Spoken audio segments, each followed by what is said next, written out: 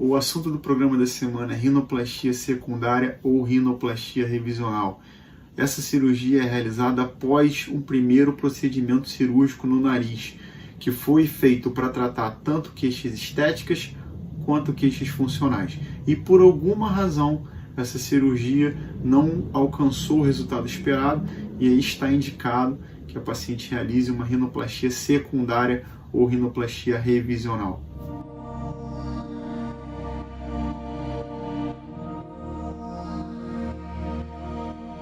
Então vamos primeiro abordar as causas. Por que essa rinoplastia que fora feita não ficou boa? O que aconteceu? De forma simples, quais são as causas que um paciente busca o cirurgião para fazer uma rinoplastia secundária, uma rinoplastia revisional? Então, na maioria das vezes, o que eu observo é que são causas funcionais. Então, o paciente operou, ficou com o nariz bonito ou melhor, mas apresenta uma dificuldade respiratória. Um exemplo disso é quando o paciente puxa o ar e as abinhas fecham. Então o paciente tem uma dificuldade de respirar. Isso pode se intensificar quando o paciente está realizando alguma atividade física, um esporte, por exemplo. As causas principais que levam o paciente a buscar esse procedimento secundário, a gente está falando aqui de causas estéticas, são o quê? São narizes largos, narizes muito finos, narizes que ficaram desproporcionais para a face, em desarmonia. Então um nariz muito pontudo, um nariz com a ponta ainda caída, um nariz ainda grande e algumas imperfeições, alterações que podem aparecer no pós-operatório decorrente de cicatrização e podem levar a uma assimetria, algumas imperfeições, principalmente na ponta e no dorso do paciente. É importante a gente também falar aqui sobre narizes que previamente eram muito tortos, previamente eram muito grandes, e aí nesses casos existe uma dificuldade muito grande de deixar esse nariz totalmente reto ou um nariz muito pequeno. No caso de narizes tortos, você às vezes consegue deixar o nariz muito mais próximo de um nariz reto, mas ainda fica um desvio pequeno, um desvio residual. E esse desvio, às vezes, ele pode ser corrigido no ato cirúrgico secundário, mas às vezes não. Então, depende muito da alteração que o paciente chega e por que esse paciente quer fazer um procedimento secundário. Narizes grandes é a mesma coisa. Não é possível, e muitas das vezes, diminuir esse nariz a ponto de ficar um nariz pequeno, um nariz perfeito, porque existe todo um processo de cicatrização e é importante levar em conta que o nariz, a função principal é a respiração. Então, nos casos que se tenta diminuir muito o nariz, acaba dificultando a respiração do paciente, isso é outra causa de uma revisão. E de forma menos comum, eu diria que existem os imprevistos, os traumas, os acidentes que podem acontecer durante o pós-operatório e que podem alterar o resultado que foi gerado na cirurgia, como são, por exemplo, um trauma na face, que a paciente pode deslocar a fratura que foi feita, ou seja, a fratura estava alinhada, por conta desse trauma, a fratura desalinha e gera um nariz torto, ou deslocar os enxertos que foram colocados na cirurgia, isso pode também acontecer, é mais raro, mas pode acontecer. E, em último dos casos, são os refinamentos nasais. Então, a paciente às vezes realiza o primeiro procedimento cirúrgico, o nariz está muito bonito, mas existem pequenas imperfeições que não incomodariam a maioria dos pacientes, mas que num paciente muito criterioso, isso pode incomodar.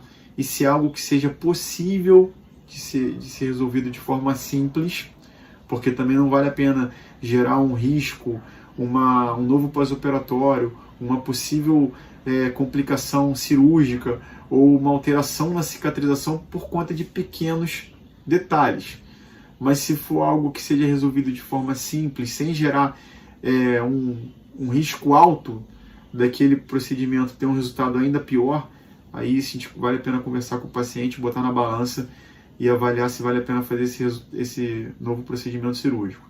Sobre o pós-operatório desses pacientes, é importante entender que é um pós-operatório mais lento, mais demorado. Então, dificilmente esse paciente vai apresentar um resultado no mesmo tempo que ele apresentou na cirurgia primária. Então, o paciente, mas com 6 meses meu nariz já estava pronto. Na secundária é um pouco mais devagar, porque já existe um tecido de cicatrização nesse nariz, e aí toda a cicatrização é mais lenta, todos os detalhes que foram feitos na cirurgia, eles demoram mais a aparecer.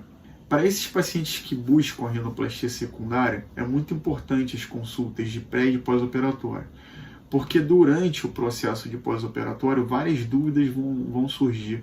O paciente vai, em determinado momento, acabar duvidando do que aquele resultado vai acontecer, porque ele vai comparar com a cirurgia primária e ele já teve uma decepção na primeira cirurgia.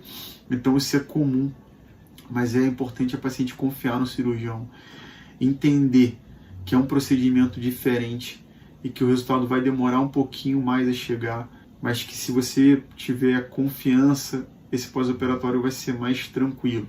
Existe uma particularidade no pós-operatório de uma rinoplastia secundária, que é a paciente entender que esse processo é mais lento. E em determinado momento, esse resultado demora um pouco mais a chegar e a paciente começa a ficar um pouco ansiosa. Então as consultas de pós-operatório são muito importantes, porque a gente tem que trabalhar essa confiança da paciente e ela vai vendo a melhora gradual. Mas existe uma carga já, que a paciente já passou por um procedimento primário e muitas vezes ela está muito insatisfeita com o resultado. E aí ela acaba comparando as cirurgias, mas a gente dá esse suporte de forma bem constante para que elas passem por esse procedimento e fiquem mais tranquilas. E no final, tudo dá certo e elas ficam bem felizes. Mas é um caminho mais complicado do que o caminho de pós-operatório da cirurgia primária.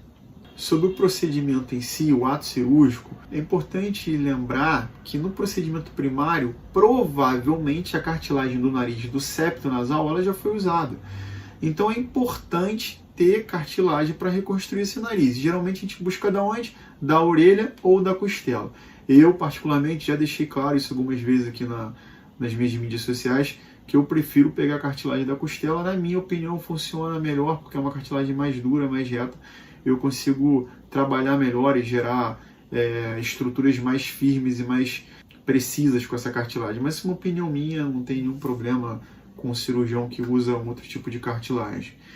E é um procedimento que demora um pouco mais a ser realizado do que um procedimento primário, então a paciente às vezes pode comparar isso, na minha primária demorou 1h30, 2 horas, 2 horas e meia. Provavelmente o procedimento secundário ele vai levar um pouco mais de tempo, porque é um nariz que já foi mexido, existe cicatriz, existem essas imperfeições que geralmente são difíceis de tratar e a gente acaba que gasta mais tempo para deixar esse resultado próximo ou bem perto do que a gente conversou com a paciente nas consultas de pré-operatório.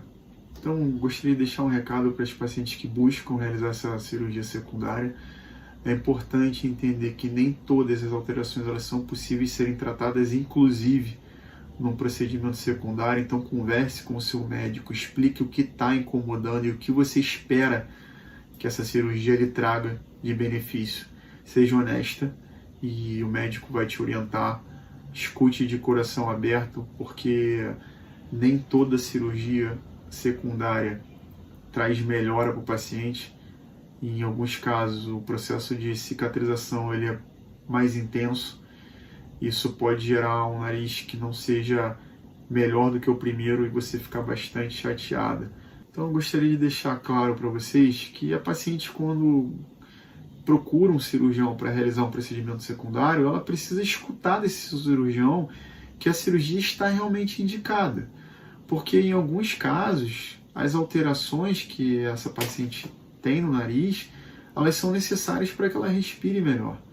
Então a paciente às vezes reclama que a aba está muito aberta, mas se for fechado mais do que essa paciente já fechou, ela pode não respirar. Isso gerar sequelas, gerar complicações. Eu só dei um exemplo, mas é porque é importante deixar isso bem claro. É um alerta, na realidade, para que vocês procurem um especialista e escutem o que esse especialista tem a dizer para vocês.